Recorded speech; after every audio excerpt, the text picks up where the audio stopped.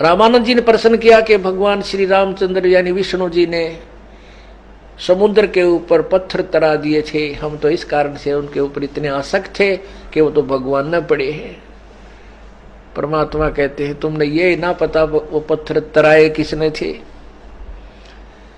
वो पत्थर कैसे तैरे थे। श्री रामचंद्र जी तो 3 दिन तक समुद्र में घुटनों पानी में खड़े होकर के याचना कर रहे थे। लेकिन क्या याचना कर रहे थे कि समुद्र मुझे रास्ता दे दे, और जब रास्ता नहीं दिया था तो उन्होंने अग्निबाण से समुद्र को जलाना फूकना चाहा था।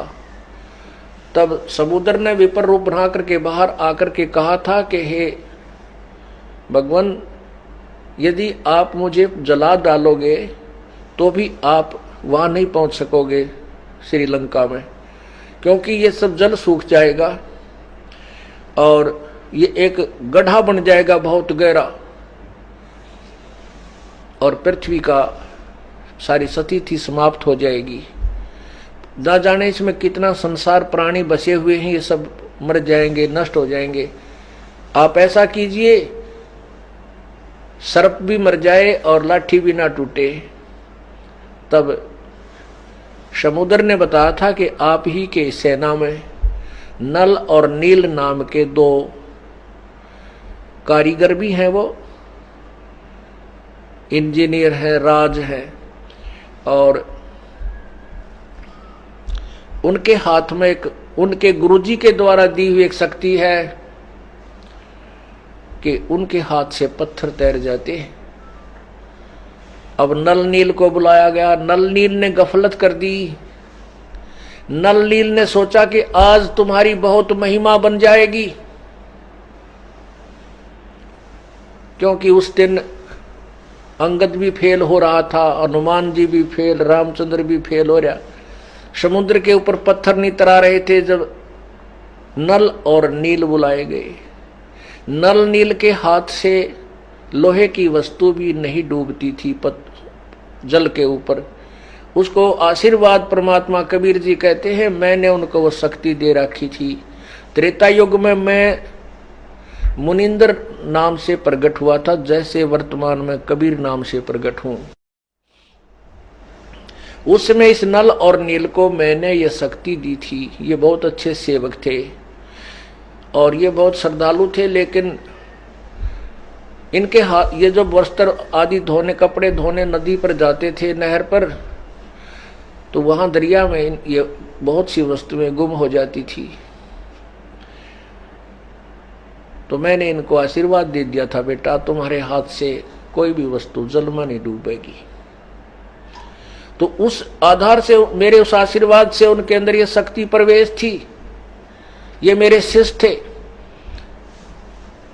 और जिस समय रामचंद्र जी ने इनको सेना में से बाहर बुलाया कि नल और नील बाहर आए, उनसे पूछा क्या तुम्हारे हाथ में ऐसी कोई शक्ति है कि तुम्हारे हाथ से पत्थर भी तैर जाएंगे? नल नील ने कहा जी हम अभी तैरा देंगे, अभी रख देंगे।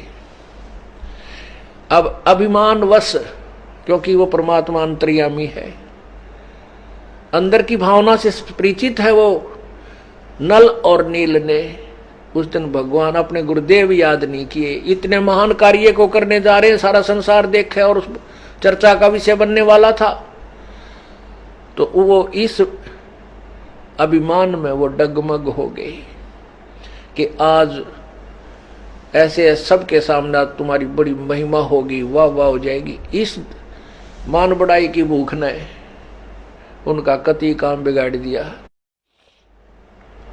उन्होंने पत्थर उठाया और बड़े चाव से, जैसे पहले फेंक देते थे ऐसे फेंक दिया। फेंकते ही वो पानी में डूब गया। दूसरा डाला, दूसरे ने डाला, वो भी डूब गया। अब एक दूसरे के मुंह की तरफ ताक रहे, आज ये केवनी भाई, आज ये क्या हुआ, हमारे हाथ से पत्थर नहीं तैर रहे। तब समुद्र ने कहा कि नल नील तुमने बड़ी गलती की है, तुम अपने परमात्मा, अपने गुरुदेव को याद करो। तुमने अपने गुरुदेव को आज याद नहीं किया। तब नल नील ने अपनी गलती महसूस की कि आज तो बहुत भारी गलती बन गई। तब परमात्मा कबीर मुनिंदर कहते हैं कि मुझे उन्होंने हृदय से याद किया। और परमात्मा कबीर जी बता रहे हैं कि मेरे साथ यहाँ के भगवान 21 ब्रह्मांड के मालिक ब्रह्म का ने मेरे से भीख मांगी थी कि मेरा बेटा मेरा अवतार बनकर जाएगा और ऐसे ऐसे घटना उसके साथ घटेगी। समुद्र पे पुल उस कृष्ण विष्णु से नहीं बनेगा, रामचंद्र से नहीं बनेगा। आप दया करिए मेरे बेटे की मदद करना और समुद्र पे पुल बनवाना प्रभु। मैंने उसको तथास्तु कह रखा था, इसलिए मैंने वहां जाना जरूरी था। अपने उस प्रॉमिस के अनुसार मैं वहां गया। मुझे देख करके नल नील ने कहा, ये आगे मेरे गुरुजी, ये आगे मेरे गुरुजी, ये आगे हमारे गुरुजी। चरणों में गिरे तो रामचंद्र जी ने भी प्रणाम किया। सभी मेरी तरफ देखने लगे। अब रामचंद्र जी को पता था कि जिनके शिष्य में ऐसी शक्ति थी तो गुरु जी में तो बहुत कुछ हो सकता है। रामचंद्र जी ने कहा, हे गुरुदेव, हे ऋषि जी, हमारे ऊपर एक बहुत बड़ी आपत्ति आई है। सारी कहानी से परिचित करवाया। परमात्मा बोले, मुझे ज्ञान है, मैं सब परिचित हूं आपसे। तो रामचंद्र जी ने कहा कि हमने समुद्र के ऊपर पुल बनाना है। मेरे दुर्भाग्यवश आज आपके शिष्यों में यह शक्ति नहीं रही जो इनके हाथों में पहले थी। समुद्र पर जो है ना पत्थर तैर जाते थे, आज इनके हाथ से पत्थर भी नहीं तैरे। ये मेरा ही दुर्भाग्य है प्रभु ऋषि जी। परमेश्वर ने कहा कि अब इनके हाथों से पत्थर कभी तैरेंगे भी नहीं, क्योंकि इन्होंने वो विष खा लिया जिसको हम बार बार मना किया करते थे। कहते हैं, राज तजना सहज है, सहज त्रिया का ने, मान बड़ाई ईर्षा, ये दुर्लभ तजना। ये राज भी त्याग सकते हो, अपनी स्त्री को भी त्याग सकते हो,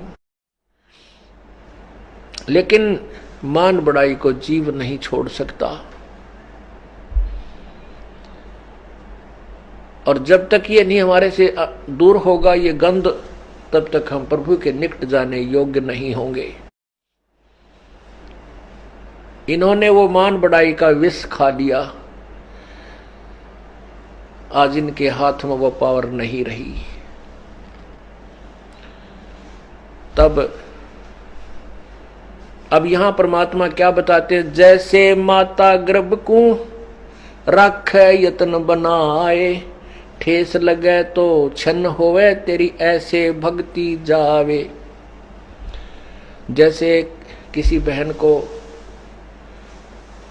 परमात्मा दया करते हैं, गर्भ रह जाता है, गर्भ में लाल होता है, बच्चा बेटा या बेटी होती है, तो उस गर्भ से वो कितनी चिंतित होती है कि हे परमात्मा, कहीं ऊंचे नीचे में पैर ना रखा जा, मेरा गर्भ खराब हो जा, कोई ऐसी गर्म चीज ना खाई जा जिससे मेरा बालक गिर जावे। यानी रात्रि के समय सोते समय भी वो एकदम फड़क के उठती है, कहीं मेरे बालक पर दाब ना आ गई हो। कहते जैसे माता गर्भ को रखे यत्न बनाए और ठेस लगे तो छन हो जा, तेरी ऐसे भक्ति जाए।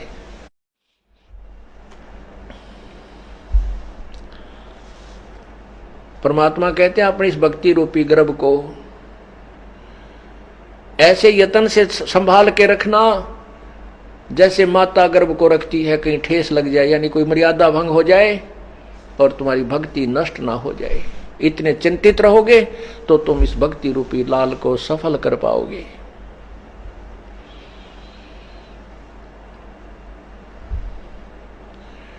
परमात्मा ने कहा कि ये जो सामने पहाड़ है, एक बिल्कुल साथ में एक बहुत बड़ा पहाड़ था, पर्वत था, उसके चारों तरफ परमात्मा ने एक रेखा खींच दी। अपनी सोटी ते डंडा ले रखा था, इतनी सारी लाठी, और उसके चारों तरफ एक लाइन खींच दी ऐसे चारों तरफ घूम कर परमात्मा ने कि इसके बीच बीच के पहाड़ ये पत्थर उठा लो, ये सब मैंने हल्के कर दिए, अपनी शक्ति थे।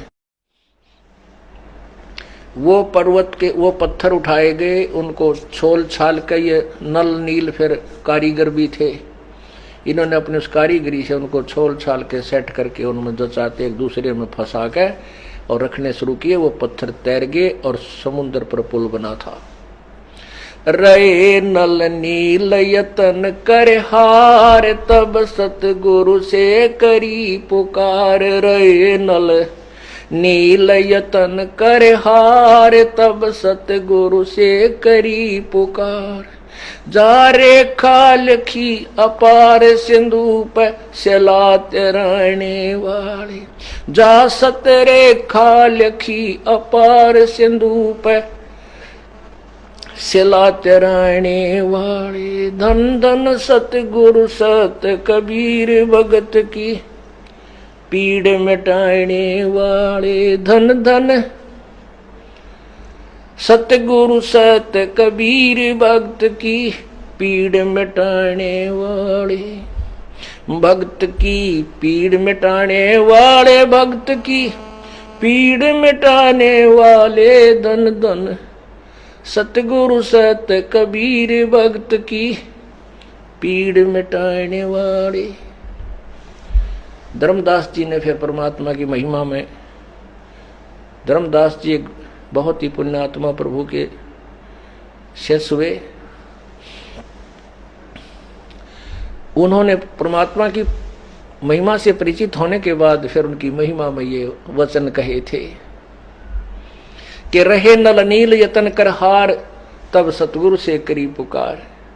आपने जा सतरेखा खींची अपार सिंधु पर सिला तैराने वाले। धन धन सतगुरु सत कबीर भगत की पीड़ मिटाने वाले।